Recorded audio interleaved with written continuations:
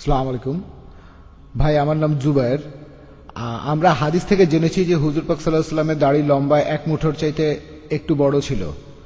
এখন আমি যদি দাড়ি রাখতে চাই তাহলে আমাকে কি অবশ্যই সেই রকম লম্বা দাড়ি রাখতে হবে, নাকি আমি আমার মতো করে দাড়ি রাখলে সেটাও গ্রহণযোগ্য হবে? যে প্রশ্নটা করলেন, দাড়ি যদি ঠিক করেন দাড়ি রাখবেন, আলহামদুলিল্লাহ, আপনাকে অভিনন্দন। দাড়ি রাখতে চাচ্ছেন, আলহামদুলিল্লাহ। ভাই প্রশ্ন করলেন যে দাড়ির দৈর্ঘ্য কেমন হবে। অনেকে বলেন এটা হবে এক মুঠো পরিমাণ। এখানে আসল ঘটনা কি ভাই? আমাদের প্রিয় নবীর যে নির্দেশ যে পৌত্তলিকরা যা করে তার বিপরীত কাজ করো, মুশরিকদের বিপরীত। মুখে দাড়ি রাখো আর গোঁফ ছোট করে ছেটে রাখো। তাহলে নবীজির নির্দেশটা হলো দাড়ি রাখেন, মুখে দাড়ি রাখাটা হলো ফরজ। ফরজ। এখন যদি আরো মুত্তাকি হতে চান, যদি আরো গবেষণা করতে চান, তাহলে আরো উঁচু স্তরে উঠতে হবে। 5 ওয়াক্ত নামাজ পড়াটা ফরজ। এখানে ফরজ রাকাত আছে, এছাড়াও পড়তে পারেন সুন্নাতে মুআক্কাদা, সুন্নত, আলহামদুলিল্লাহ। যদি জিজ্ঞেস করেন মিনিমামটা কি, মিনিমামটা হলো 5 ওয়াক্ত নামাজ পড়া। এরপরে যদি সুন্নাতে মুআক্কাদা পড়েন, আলহামদুলিল্লাহ। যদি তারপর সুন্নত পড়েন, আলহামদুলিল্লাহ। তাহাজ্জুদ, আলহামদুলিল্লাহ। বেতার, আলহামদুলিল্লাহ। আলহামদুলিল্লাহ। আমাদের নবীজির নির্দেশ হলো দাড়ি রাখেন। এখন নবীজি যখন নির্দেশ দিচ্ছেন, যদি নবীজির জীবনে পড়েন, সাহাবীদের জীবনে পড়েন, তাহলে নবীজির নির্দেশগুলো বিস্তারিত জানতে পারবেন। তাহলে মিনিমাম নির্দেশ হলো দাড়ি রাখবেন, আলহামদুলিল্লাহ। তাই আমি প্রথমে বলবো আপনি দাড়ি রাখেন, কিন্তু তাকওয়ার উপরে যদি উঠতে চান, যদি আরো বিস্তারিত জানতে চান, নবীজির নির্দেশ বাদেও আপনি যদি নবীজি আর সাহাবীগণের জীবনী অনুসরণ করেন, সুম্মা আলহামদুলিল্লাহ। এই হাদিসটা আছে সহিহ বুখারীতে 7 নম্বর খণ্ড। এটা আছে বুক অব ড্রেসে 64 নম্বর অধ্যায়ের 780 নম্বর হাদিসে বলা হয়েছে, নাফি রাদিয়াল্লাহু আনহু বলেছেন যে ইবনে ওমর রাদিয়াল্লাহু আনহুর ছেলে, তিনি বলেছেন যে নবীজি বলেছেন পৌত্তলিকরা যা করে তার বিপরীত করো, মুখে দাড়ি রাখো আর গোঁফ ছোট করে ছেটে রাখো, গোঁফ ছোট করে ফেলো।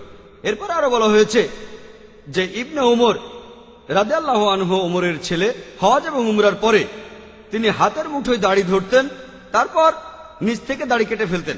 হাতের মুঠোর নিচে যা থাকতো সেটা কেটে ফেলতেন।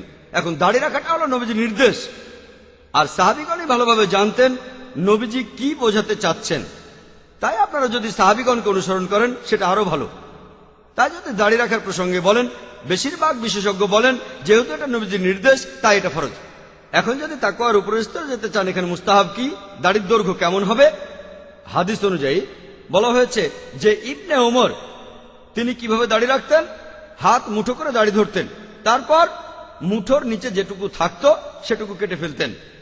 আপনারাও দেখছেন আমার দাড়িটা খুবই পাতলা, তাই খুব সহজে আপনাদের দেখাতে পারছি আমার দাড়ি। তবে দেখবেন আলহামদুলিল্লাহ আমার দাড়ি এক মুঠো, মুঠোর নিচেরটা কেটে ফেলবেন। আপনারা 10টারও বেশি হাদিস পাবেন যেখানে বলা আছে যে সাহাবীগণ তারা এভাবে দাড়ি কাটতেন। এরকম আরো হাদিস আছে, যেমন ধরেন এই হাদিসটা আছে সহিহ বুখারীতে 7 নম্বর খণ্ড। এটা আছে বুক অব ড্রেসে 65 নম্বর অধ্যায়ের 781 নম্বর হাদিসে। ইবনে ওমর রাদিয়াল্লাহু আনহু তিনি বলেছেন যে নবীজি বলেছেন তোমাদের গোঁফ ছোট করে ছাটো আর মুখে দাড়ি রাখো। প্রথমে আপনাকে দাড়ি রাখতে হবে। যদি তাকওয়ার উপরের স্তরে যেতে চান তাহলে এক মুঠোর পরিমাণ দাড়ি রেখে বাকিটা কেটে ফেলেন। তবে সবার আগে আপনাকে দাড়ি রাখতে হবে, তারপর ইনশাআল্লাহ যদি আল্লাহ আরো হেদায়েত করেন, আমাদের যদি আরো তাকওয়া থাকে, আমরা নবীর সাহাবীগণকে অনুসরণ করে চলবো।